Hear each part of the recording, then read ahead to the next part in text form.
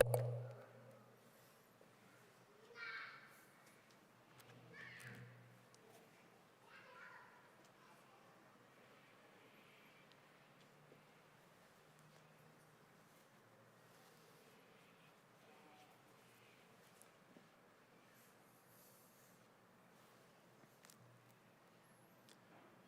evening, visitors. Welcome to the Australian War Memorial's last post ceremony. My name is Dan Hiscock, and joining us today from the Royal Australian Air Force is Flying Officer Olivia Wallace-Smith. This evening we warmly welcome Mr Greg Hood, representing the Air Force Association.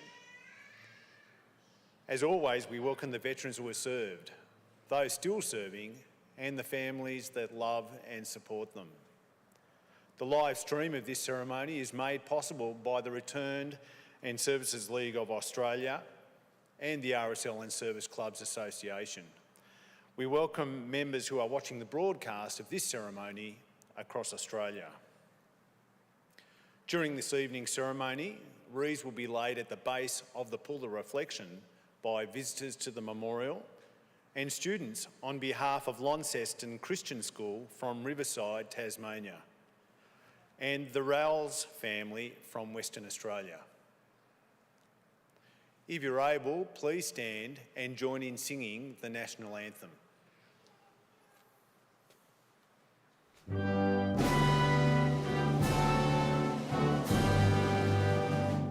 Australians, oh, let us rejoice, for we are one and free.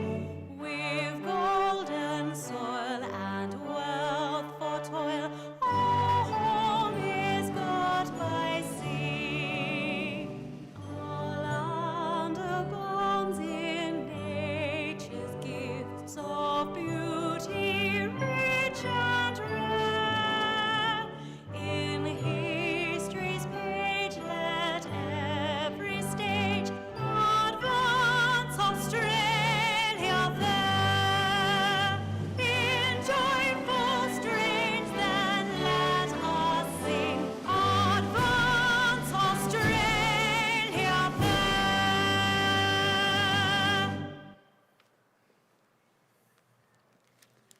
If you wish to and you're able, please be seated.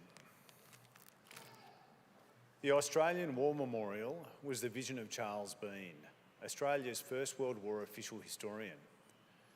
Bean landed with the Australian troops on Gallipoli and stayed with them at the front through to the end of the war. The idea of this national memorial and museum came to him at Pozières, France, in the depths of the bloody fighting of 1916. Bean's idea was that this would be a place where families and friends could mourn loved ones buried in faraway places. It would also be a place that could help all Australians understand what these men and women had endured and what they had done for us.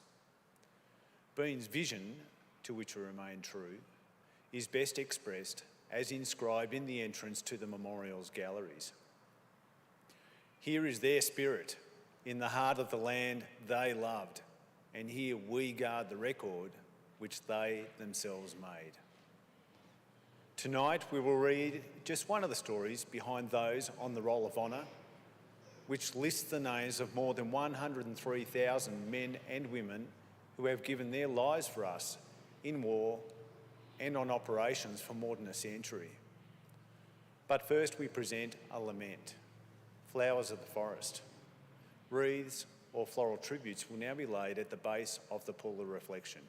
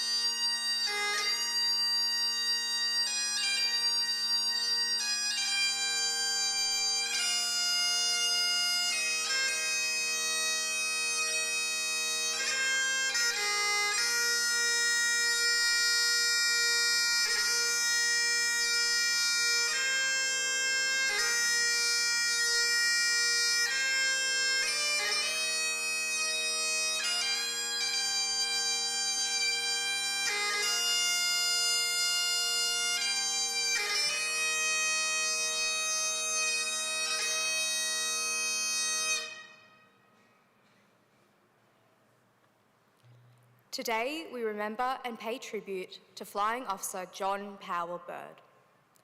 John Bird was born on the 23rd of December 1920 in Canterbury, Victoria, the son of Lee and Lucy Bird.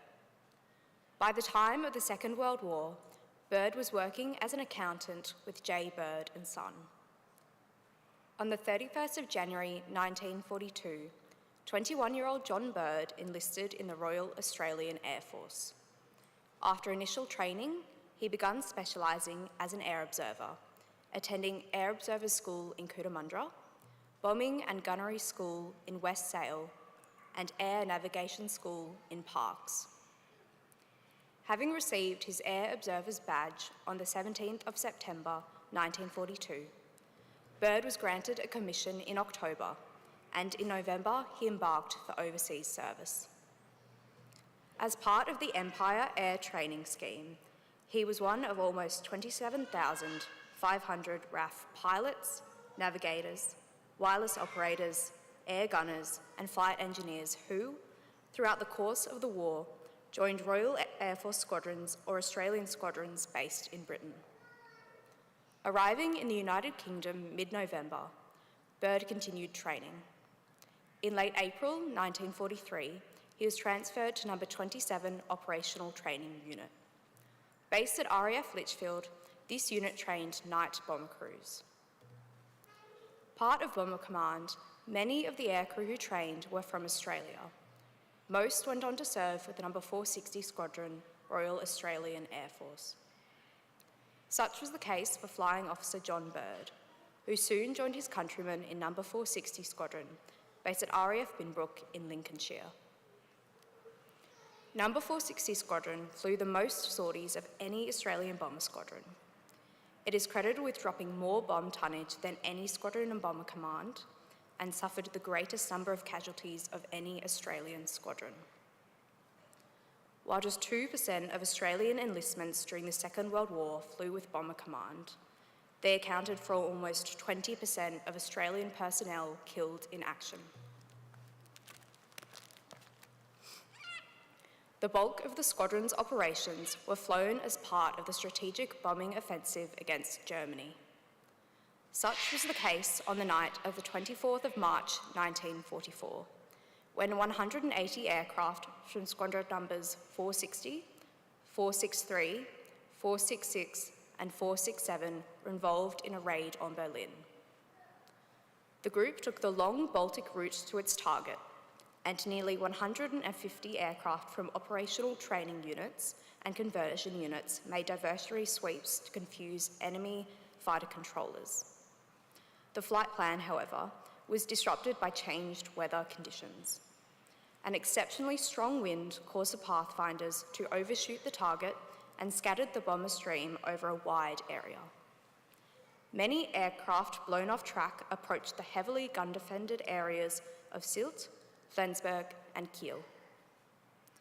Pilot Officer Gibbs of No. 467 Squadron saw several aircraft shot down near Sylt and was certain that nearly 3/4 of the bombers that were lost had fallen victim to gunfire. A crew of No. 460 Squadron overshot Berlin by 80 kilometres before it saw Pathfinder's flares falling well to the rear. The raid might well have been a fiasco, but for the first time, a master of ceremonies operated over Berlin, and his instructions helped the bombers as they straggled over the target.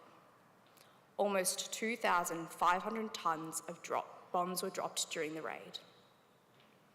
A total of 72 aircraft were lost. Among the missing aircraft was the Lancaster, in which Flying Officer Bird was navigator. The Lancaster had taken off from RAF Binbrook at about 6:30 p.m. Nothing was heard from the aircraft afterwards, and it did not return to base. With no news of the whereabouts of the crew, Bird was initially declared missing. The International Red Cross later provided information that Bird and 3 Australian members of the crew had lost their lives. Their aircraft had been hit by anti-aircraft fire and crashed just after midnight between the towns of Lingen and Meppen in the Altade region of Germany. One member of the crew was reported to have been captured. Flying Officer Gerald Fitzgerald, DFC, survived as a prisoner of war and returned to Australia after his discharge from the RAF. The remaining members of the crew were initially buried at New Cemetery at Lingen-on-Ems, Germany.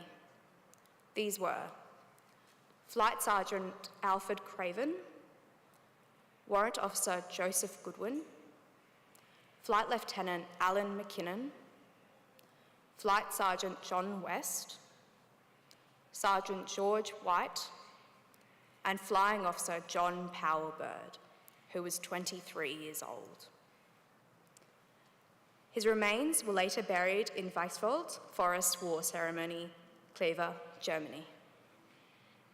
His name is listed on the Roll of Honour on my left, among almost 40,000 Australians who died while serving in the Second World War. A photo of his headstone is displayed today by the Pool of Reflection. This is but one of the many stories of service and sacrifice told here at the Australian War Memorial. We now remember Flying Officer John Powell Bird, who gave his life for us, for our freedoms, and in the hope of a better world.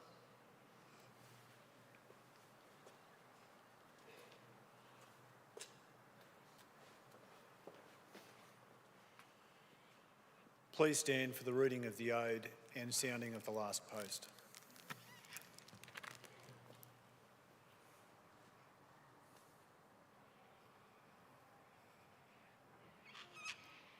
They shall grow not old, as we that are left grow old. Age shall not weary them, nor the years condemn. At the going down of the sun, and in the morning, we will remember them. We will remember them.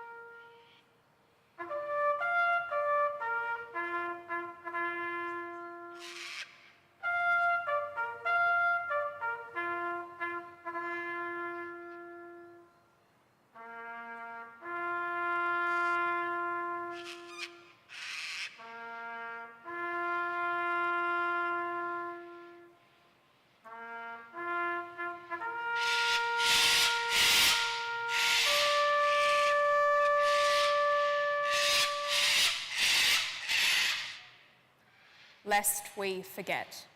Lest we forget.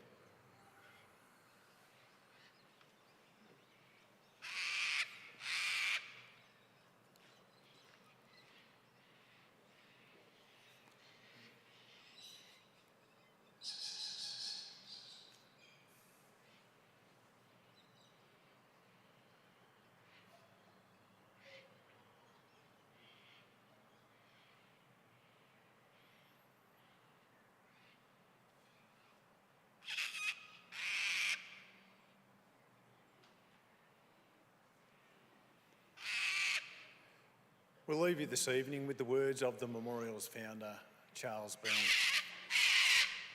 Many a man lying out there at Pozières or in the low scrub of Gallipoli with his poor, tired senses barely working through the fever of his brain has thought in his last moments, well, it's over, but in Australia, they will be proud of this. Ladies and gentlemen, girls and boys, that concludes the last post ceremony. On behalf of the Director, staff and volunteers, thank you for visiting the Australian War Memorial today and for your continued support of the Memorial's development project. We wish you all a very pleasant evening. Thank you.